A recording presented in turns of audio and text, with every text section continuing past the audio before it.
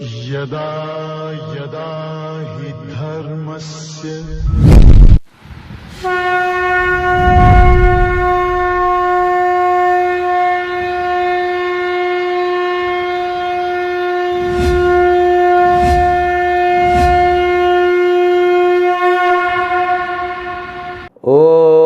ब्रह्मादिभ्यो ब्रह्म विद्या संप्रदाय कर्तृभ्यो वंश ऋषभ्यो महद्भ्यो नमो गुरुभ्यः सर्वोपप्लवरहित प्रज्ञान गण प्रत्यगर्थो ब्रह्माहमस्मि सोहमस्मि ब्रह्माहमस्मि।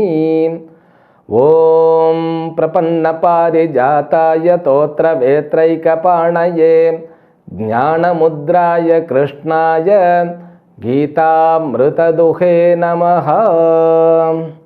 My best wishes and paripurna ashirvadams to may the Almighty Lord Venkateshwara bestow all kinds of prosperity, health, wealth and eternal happiness to you and the entire your family members and friends. Let us begin Bhagavad Gita, verse number 13 of 5th chapter. Shri Bhagavan Uvacha Sarva Karmani Manasa Sanyasyaste Sukham Vashi Navadvare Pure Dehi Naiva Kurvanna Karayan. After explaining the benefit of Karma Yoga and the nature of Karma Yogi, now Bhagavan Krishna has started to explain Jnana Yoga. From these words up to 26th words, he is going to explain Jnana Yoga, I mean Sankhya Yoga, and about the Sankhya Yogi and the stage, the experience, what he wants. Usually, a rogi means a diseased person, a sick person, he finds this body is the place of pain because this body is endowed with lots of sickness. The diseases, he finds always pain, the experience. And a bhogi is the person who wants to enjoy the life as a complete materialistic one. He finds this body is the place by which I can enjoy all the pleasures through sense organs. And this yogi has the perception on this sharira, this is the tool by which I can achieve samadhi or ashtanga siddhis. A bhakta who sees this body is the boat through which I can reach Bhagavan. See, all these rogi, bhogi, yogi, bhaktaha, all of them, they have their own target. They have different perception towards sharira.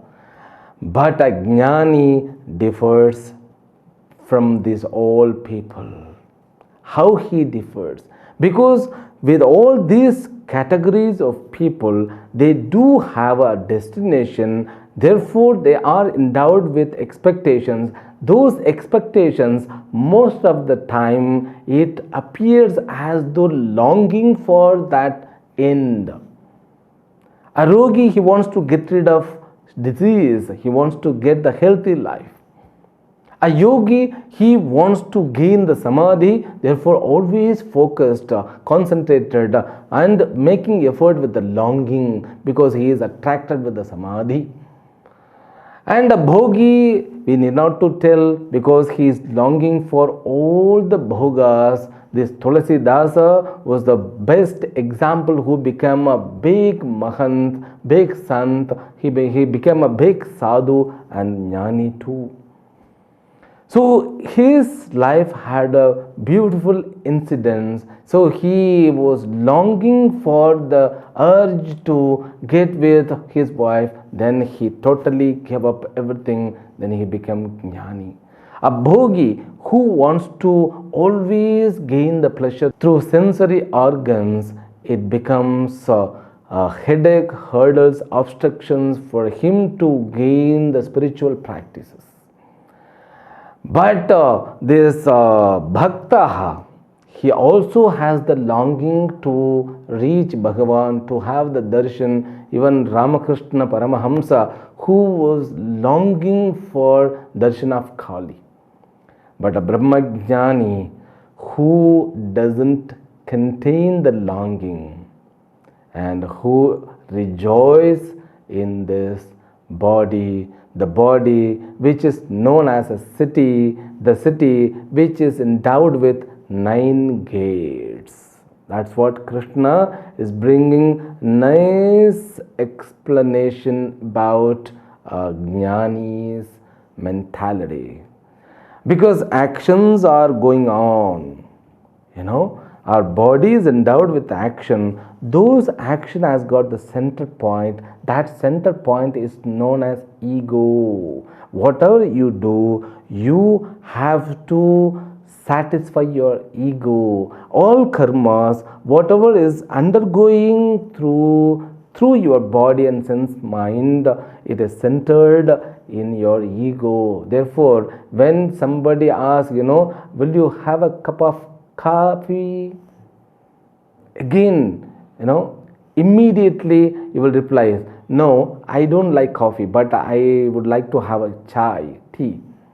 So that's centered. That centered is known as I, the ego. In Sanskrit, we call it ahankara. So this ahankara becomes a center point. Sometimes it enjoys the state of karta. Karta means doer, as the doer. So doer means what?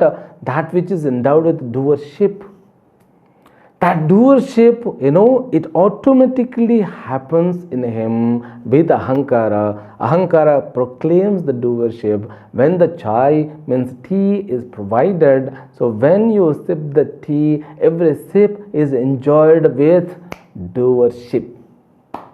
Okay, now what my question is, are you enjoying the tea? Are you enjoying the enjoyer of the tea? Again, you be focused. When we eat something, when we hear something, means listening the music and all. So when we talk to somebody, so when we sing something, so when we eat something, do we enjoy the food which is eaten, or do we enjoy the eater? When you listen to the music, are you enjoying the music? Are you enjoying the listener of the music? That is the question. Because we always like the enjoyer, the experiencer of the object, one who enjoys. I mean, in simple way, we love our ego. We love our ego in different actions, as the different experiencer, as the eater, as the singer, as the listener, and as the speaker. As the speaker, we like ourselves. When we speak and when we bring logical things, when we could convince other people, when we could shut others' mouth, we are enjoying, not on the speech, on the speaker. That's what our normal mundane activity which is undergoing in our body. And sometimes also the ego is enjoying the instigatorship. I don't know whether the word is there or not. Instigator is there, but instigatorship or instigatorness or whatever it is. So the state of being instigator. State of being instigator means what? Karayita. Karayita means what? So if you are not able to do any job, you make others to do that job. You become Karayita. You become Karayita means you become cause of those actions. Whether you are directing somebody to get it done something, that something, for example, you are directing somebody to establish a mango tree. Mango tree means what? Mango sapling or some other sapling. When you ask somebody to get it done, you become Karayita. Now ego is enjoying the state of being Karayita, being an instigator. So now this ego is endowed with Kartrutva Buddhi and Karayatva Buddhi. He enjoys being as a doer and he enjoys being as the instigator.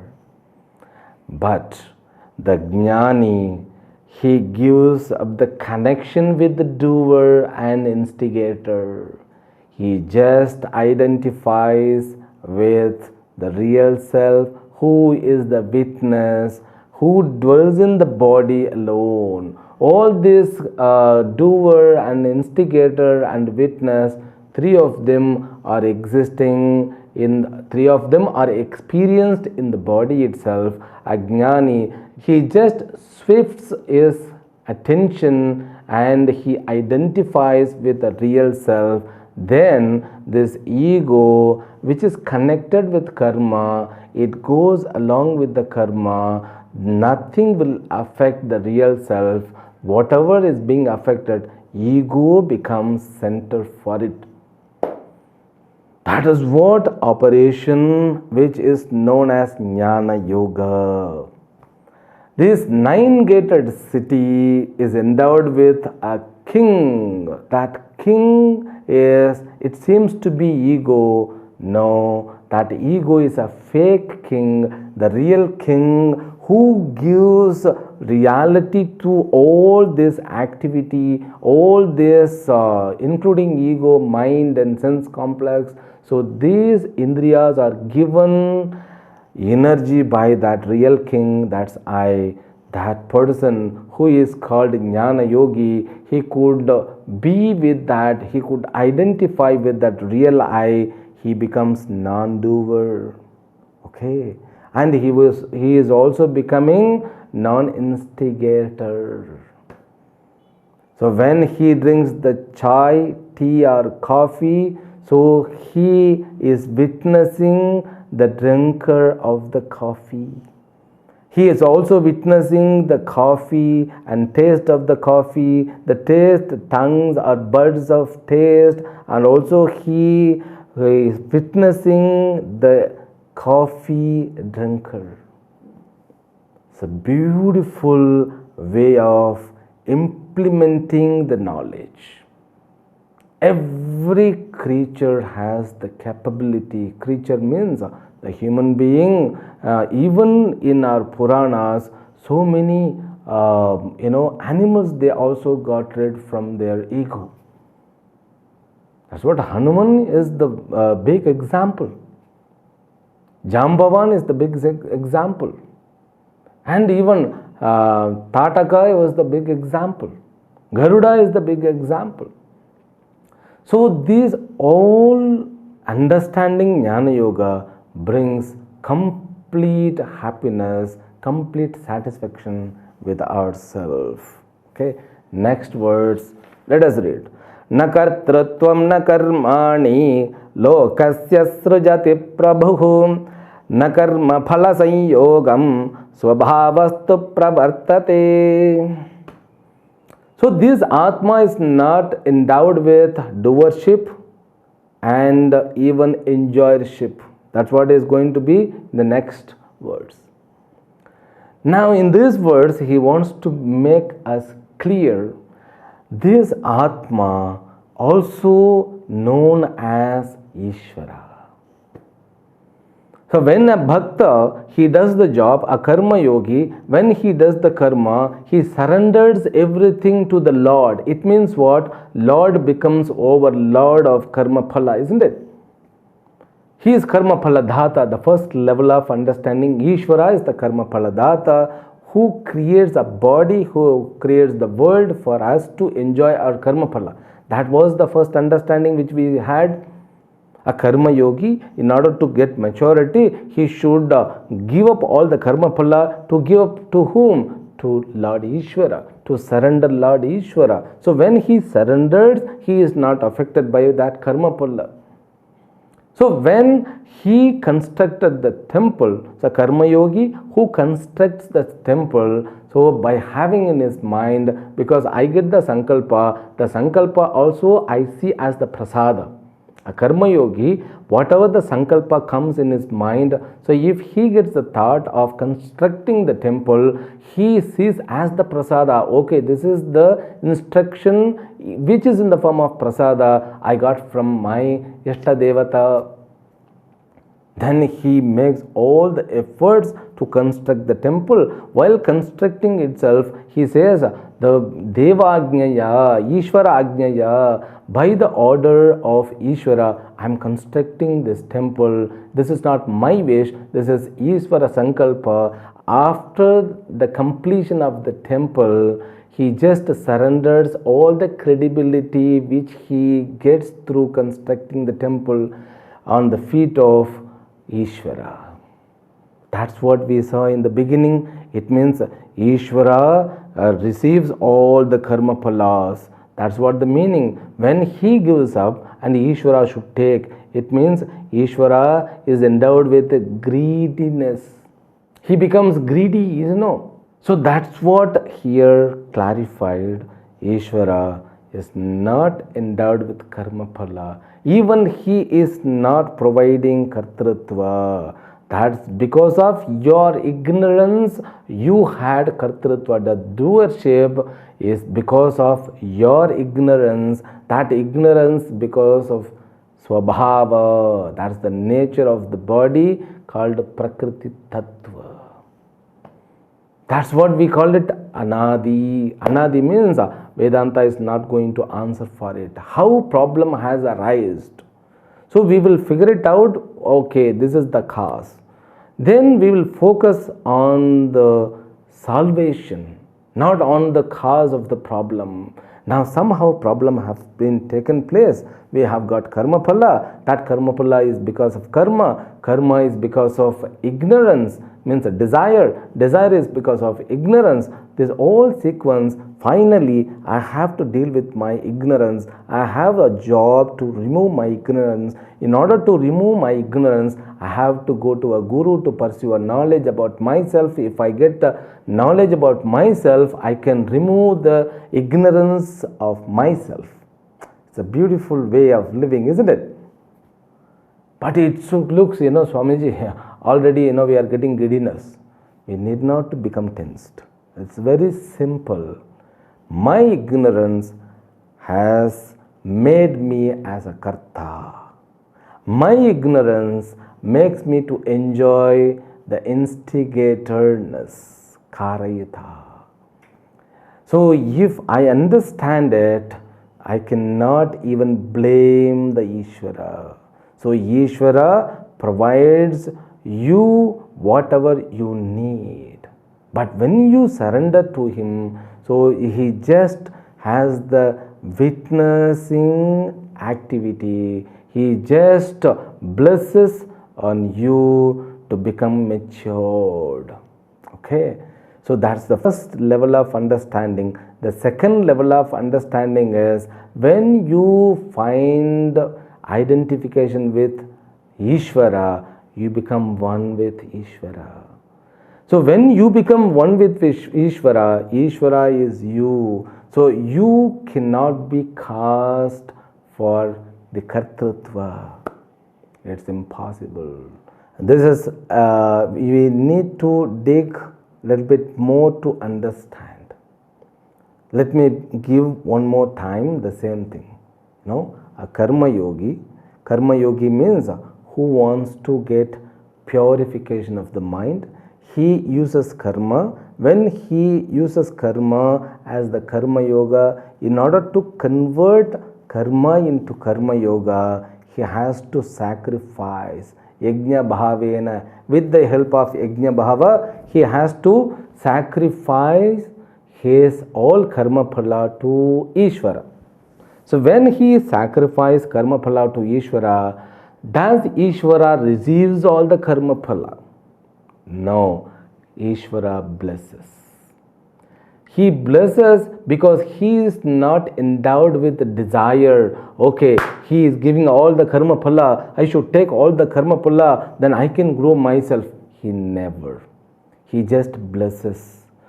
So now, if the karma yogi is surrendering everything, that surrendering job, that activity makes him matured.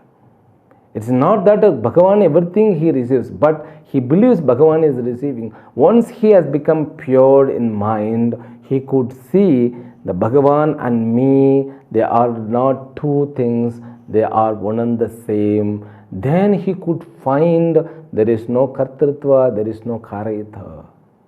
So because that kartritva and karayatritvam both are because of my ignorance. I was never a doer, I was never as an instigator. That is the real understanding. So when I understand, when you understand, I am not karta, I am not karayata, you can enjoy. And Ishvara is not also karta, Ishvara is not also karayata.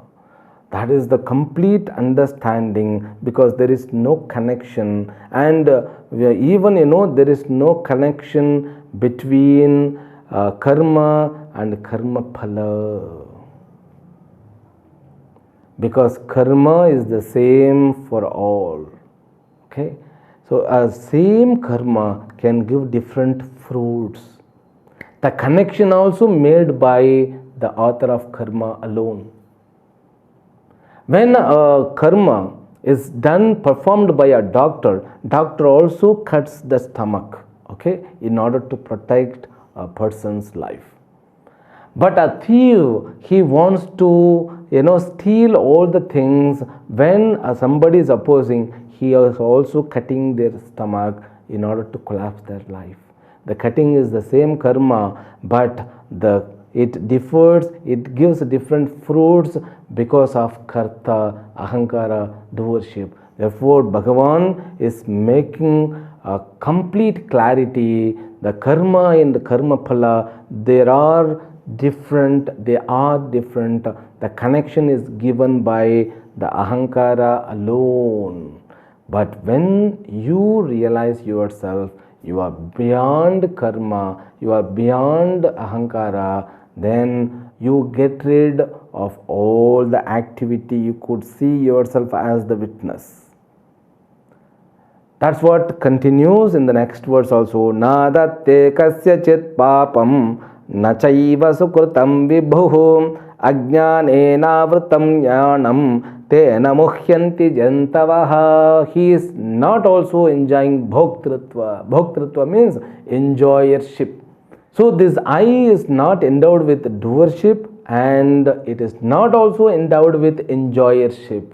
And Bhagavan also is never become bhokta. In the beginning stage, we just think that Bhagavan is giving me the world. Bhagavan also has been taken birth to enjoy the world. No. So after particular certain level, when you become a jnana yogi, for you, Bhagavan and you are the same, and ego and karma phala, there are connection not between you. This understanding belongs to Jnana Yogi. Okay, let us have the summary of this class, today's class. A Jnana Yogi, so who enjoys in this body as the Mukta Atma, and who is not connecting himself with Kartritva and Bhoktritva. He could witness the Karta, doer, he could witness the Bhokta, the enjoyer, he could see the ego as the witness. Ego is the Karta, ego is the Bhokta. Therefore, he rejoices in this body, not being connected or not being endowed with karta, ahankara. That's what the meaning. We will see in the next episode tomorrow. Harihi Om. Om Purnamadah Purnamidam Purnat Purnamudachyate Purnasya Purnamadaya Purnameva Vashishyate. Om Shanti Shanti Shanti. Harihi Om. Shri Gurubhyo Namaha. Harihi Om.